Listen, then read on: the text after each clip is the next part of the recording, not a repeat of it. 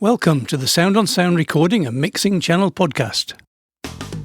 I'm Paul White, Executive Editor of Sound on Sound magazine, and with me is Technical Editor Hugh Robjohns. We're going to talk about the evolution of recording since we both got into it until the present day when everything's digital and magic and fits on a postage stamp.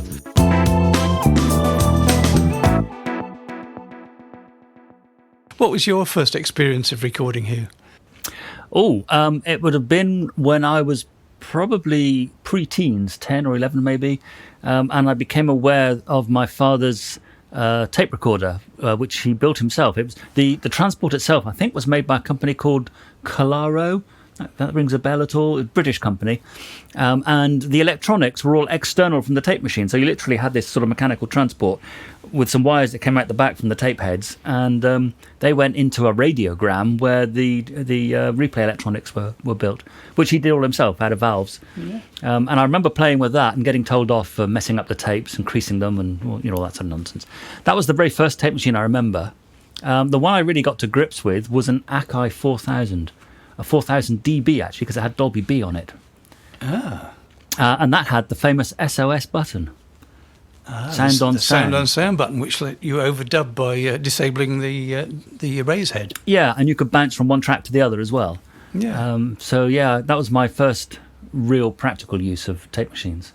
It sounds like your beginnings were similar to mine, except my dad's machine was an old valve mono Ferranti tape recorder, and we used to hand crank it at different speeds to make special effects and stick bits of plastic over the erase head.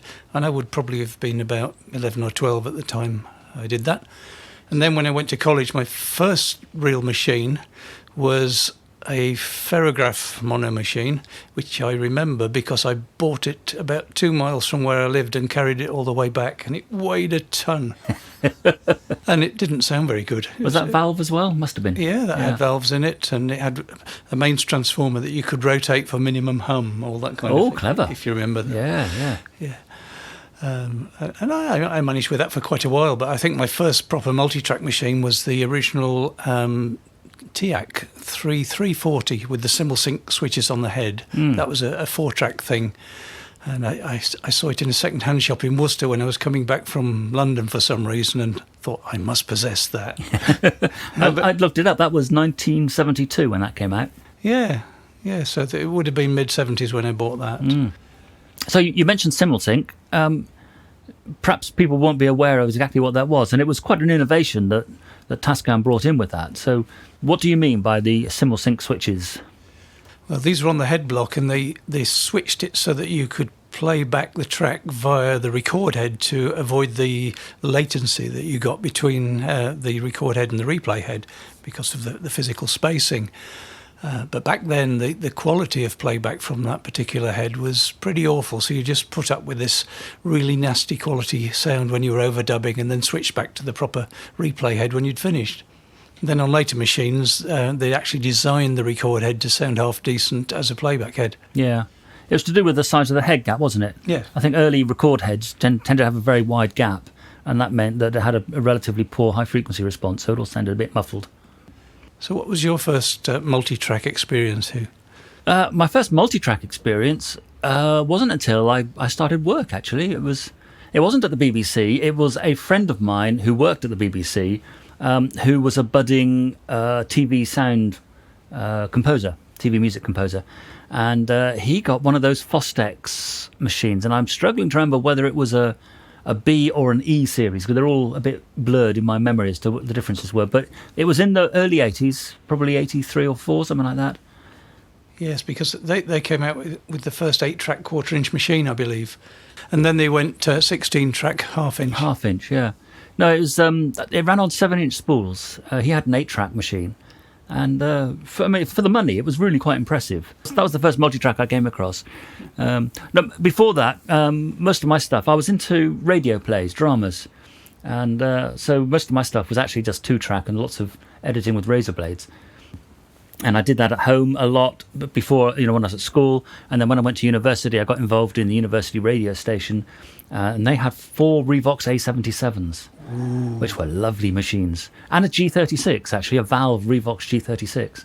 And again, it was editing music together, sometimes down to replacing individual notes. You're just cutting notes out and putting in silly sound effects instead and that kind of thing. But it was all just razor blade cutting on 2-track. The first proper multitrack I actually got my hands on in a sensible way was an Atari MX-70. It was an 8-track 1-inch. And I got my hands on that because I specified it for a television sound dubbing theatre. And in those days, you used to transfer the roughly edited dialogue tracks from VT. You transfer that onto a track on the multitrack, and then you track lay all your sound effects, mix it all together, bounce it onto 1/4-inch tape, take it back into the video suite, and they laid it back against the pictures using timecode. And I was commissioned to design and build this dubbing theatre, and it was an MX-70, which was Atari's cheapest professional multitrack at the time. I think my experience with Multitrack was all stuff that I had to buy myself, unfortunately. So after the 4-track, I had the later version of the 4-track, which was the 3440, I think. Yes. Which didn't have the horrible Simul-sync switches on the head block. And then after that, I went to one of the Tascam 8-track machines, 8-track half-inch machines, I think it was, wore the heads out and then bought another one. Mm-hmm. And that was all for my home studio setup. I got various mixing desks. So I graduated from my original passive homemade mixing desk to different things. I ended up with one of those nice Allen and Heath desks, which was actually very good, apart from the lights behind the VU meters used to die at regular intervals. Oh, yes. And the insert points used to get a bit dodgy, but everything else about that was good. And then I just graduated up through the ranks with 16-track, eventually ending up with a Tascam 1-inch 16-track machine about the size of a gas cooker. I was going to say they're quite chunky things, aren't they, for a home studio? Yeah, with DBX noise reduction on it. Uh-huh. In fact, I think we probably ought to speak about our experiences with noise reduction, because that's a part of the analogue world that people tend to overlook these days. But back then it was so important, because without it, the signal-to-noise ratio was not that great. Yeah, and in my experience with the television stuff, we tended not to use noise reduction, to be honest. It was considered more trouble than it was worth. And because it's broadcast sound, you've already constrained dynamic range in the process of recording and mixing in the first place. So we didn't tend to use a noise reduction on multitracks for that. We did in the music studios, and that was all Dolby A. It took a while to set up, having to go through every single track and tweak the input levels and the replay levels, and it took forever. Yeah. Of course, with the more home studio orientated machines, you didn't get Dolby A, did you? You got variations on Dolby B and then Dolby C. And then Dolby S, didn't it? Dolby S came right at the end on those Fostex machines. Yeah, Dolby S came out, and it was like one of those moments that's finally a noise reduction system that really works, and then, it's all being replaced by digital. Digits, yeah. Yeah, the better Dolby S machines, and SR in the professional world, they really were looking at sort of 80, 90 dB of dynamic range, weren't you? Yeah. But then digits came out with the same, so it became pointless. Yeah, and of course, for those who haven't experienced it, all the earlier noise reduction systems all came with side effects, and these side effects got lesser and lesser until we got to Dolby S. Yes. I think DBX was probably the most side effect prone, because that was quite a harsh compander system. Mm. And if you had any tape saturation, any effect of that would be magnified by the noise reduction. Yeah, very much so. I was trying to add up how many different tape machines I've used over the years, not in individual machines, but different types of machine. And actually, it's a lot, isn't it? There was a Sony APR 5003, which was a professional machine, Atari MTR machines, lots and lots of different Studas, Tascam machines, Fostex machines. And they all work in the same way. You all lace them up in pretty much the same way. They all have the same kind of heads. They all have the same play, stop, record, wind buttons. It was all very straightforward and simple. Yeah, there was no learning curve there. Not really. I mean, occasionally you might try and lace something up slightly wrong, miss out a damper arm or something, but they were all very, very straightforward. But I certainly don't miss the editing with razor blades. I mean, you had to have 2 lots of tape, didn't you? It was one for splicing the tape, and the other was the elastoplast for your fingers. I used to love razor blade editing. It was quite a physical challenge, quite a skill. Oh, I've done a lot of it, but to go into the detail that we tend to go into now with DAWs, it just wouldn't be possible. You'd end up with more tape, more adhesive tape than magnetic tape. Absolutely, yes. Watching a really skilled tape editor, was quite a joy. I mean, it really was a proper craft. Editing individual notes on things and then realizing you've got the timing slightly wrong and having to pick an edit apart, pull the tape off it, the sticky tape off and redo it. Very fiddly, very challenging, but very satisfying as well. What were your favourite tape recorder moments and what were your most frustrating? I think the most frustrating was all that line-up business, having to clean the heads, clean the pinch roller, clean all the guides, and then put on the line-up tape and run through all the line-up tones. General work, it was literally just sorting out the overall level, but in an engineering sense, you had to go through all that record EQ, replay EQ, and then lining up all the noise reduction systems, all the Dolbys and stuff. It just took forever. So even before you were probably in the studio for half an hour or an hour before you actually wanted to do a session, because it took that long to sort everything out. That was my least favourite. I think probably the most favourite, it was just the physicality of it, the fact that you handled this tape and you laced it up and it whizzed backwards and forwards, and when you finished you walked away with a reel of audio on a tape, and it was something special, and I still cherish that. Now, for me, the joy of it is, as you say, you got a physical piece of tape. It was easy to operate the machine, but the biggest frustration was the lack of an undo button. I remember one session where we had a well-known violin player who wanted to drop in a new section about every bar and a half, and he wanted to do about 20 takes of it before he moved on to the next bar and a half. And of course, you only have to make a mistake once on pressing those buttons and you've spoiled the drop-in and you have to go back to the previous one. Yeah, the undo button today is the best thing ever about digital. Absolutely, yeah, no, I can see that. But I mean, tape is still popular. People are still recording on multitrack tape and analog 2-track tapes. I've still got a 2-track tape machine. Yeah, me too. You still have yours? Well, actually, I've loaned it out permanently to someone, but it's still there should it be needed. Notionally still on the books. And I still have some cassette decks kicking about for if anyone turns up with an antique cassette that they want me to rescue. So that brings us to the transition to digital recording. And I think in my case, the first thing I bought was a DAT machine for mastering on. So I was still working on analog multitrack, but mastering onto DAT. How about you? Yeah, same. It was, well, actually, before the DAT, I bought a Sony PCM 701, which was part of the F1 range. Yes. And it was a video processor, really, because what they did was they digitized the signal in much the same way as you do today with an A to D converter, but then instead of just recording the digits straight, they made it look like a television picture with black and white dots representing the ones and zeros. And you recorded it on a video recorder. On Betamax. On Betamax, yes. They were very insistent it had to be Betamax. And you actually had to have a special Betamax recorder that disabled the line dropout compensator, because otherwise it started making up fake data when the tape was a bit knackered. And that confused everything. So yeah, I had a PCM 701, which was a 19-inch rack-mounting 2U high box, and a video recorder, which was the same sort of size. So it was quite a chunky setup. It didn't really weigh any less than an analog tape recorder, I have to say. But recording quality was really quite good, except that it had a high-frequency pre-emphasis on the recording to try and improve the noise performance. And that meant that every time somebody hit a cymbal, you overloaded, because it boosted the high frequencies to such an extent that once you set your levels where you thought was right, if somebody hit a cymbal, it was guaranteed to overload. Very frustrating. Yeah. But I had quite good experiences with the DAT machines. They seemed to be pretty reliable most of the time until they got old and the belt started to stretch, that was. I used to find there was a bit of inconsistency between different brands of machines. If you recorded it on a Sony and tried to play it back on a Fostex or a Tascam or something, often it didn't work quite as well as it should, and you had a bit of trouble occasionally. But overall, it was quite a clever format, and the size of the tapes was miraculous for us in the 90s. Yeah, it was an album master that you could lose down the back of the sofa, wasn't it? Very easily, yeah. Yeah, happy days. But the DAT didn't last very long, did it? It was no, it didn't. It was a limited technology, really. Yes, as soon as computers came along, there were better ways of recording digitally and cheaper and more reliable. Yeah. Because tape always deteriorates with age. It does.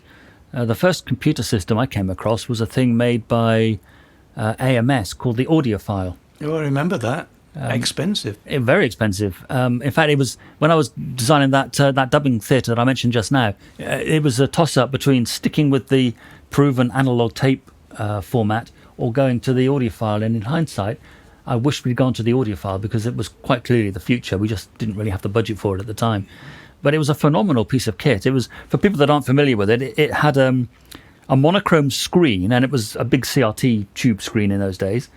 And that displayed audio tracks and waveforms, and then you had this sort of mechanical control surface with rotary encoders and buttons and stuff. And when you were used to the machine, you could really fly. It was incredibly fast because you didn't have to wait for tapes to spool back to the beginning, and you could punch things in on the fly. It was a wonderful thing.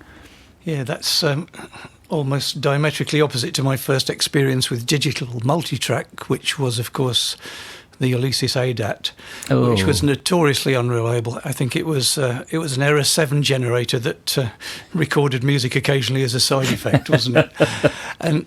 And you could lock up several of these by hooking up cables at the back, and they would try to synchronise. And it was like watching a laundrette, wasn't it? Yeah. It was dreadful. They were terrible. That was it used VHS tapes, didn't it? It did, running at a higher speed with a modified consumer deck. I mean, it was a great idea at the time, but it just wasn't reliable. Yes, I do remember those.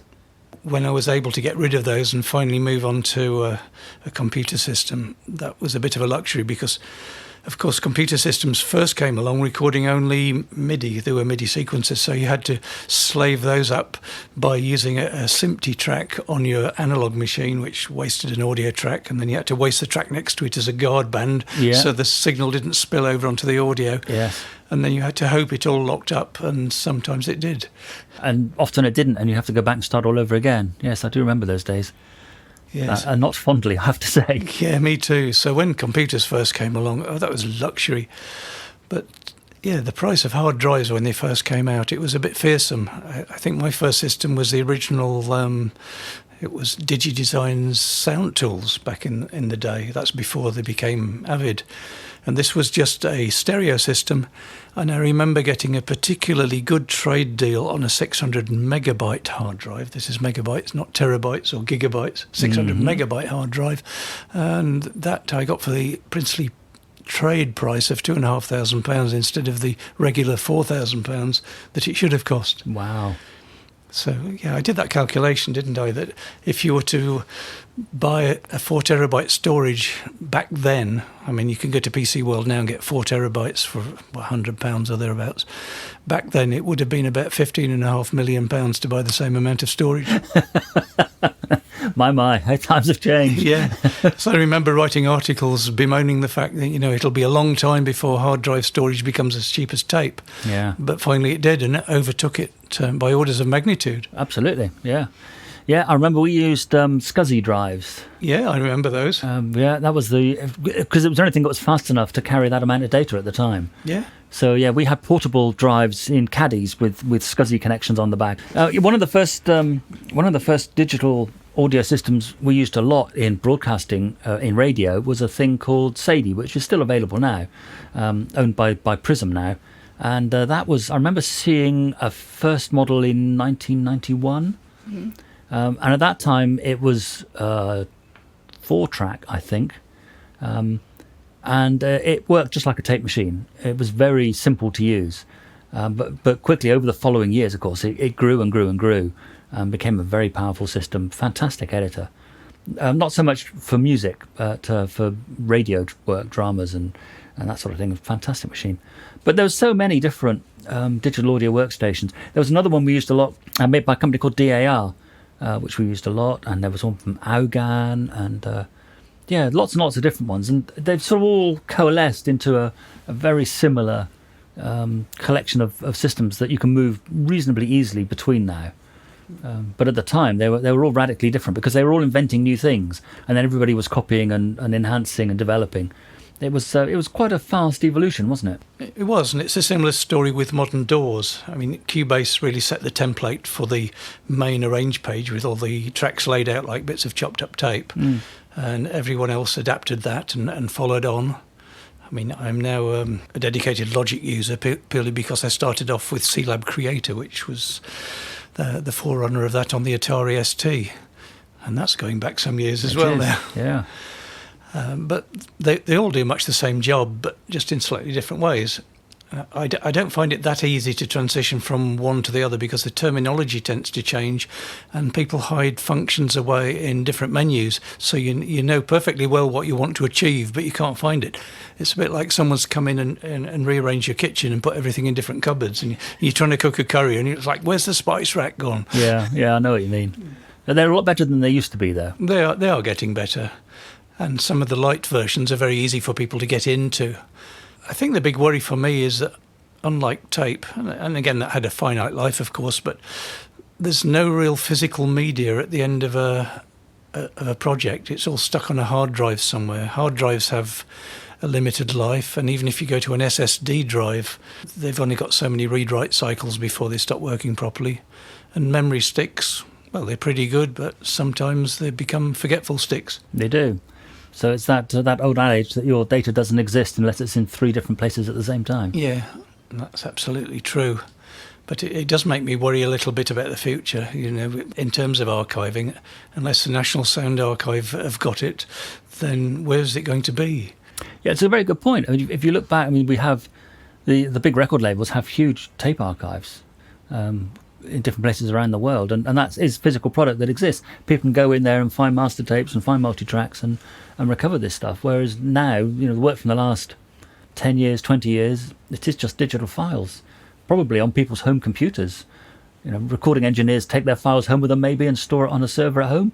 I'm not entirely sure they do that. So I wonder where it all is now. Yeah. So what do you see as the future of this? Are we going to go to cloud-based everything, or do you think that the internet connections will never be fast enough to make that viable for huge files?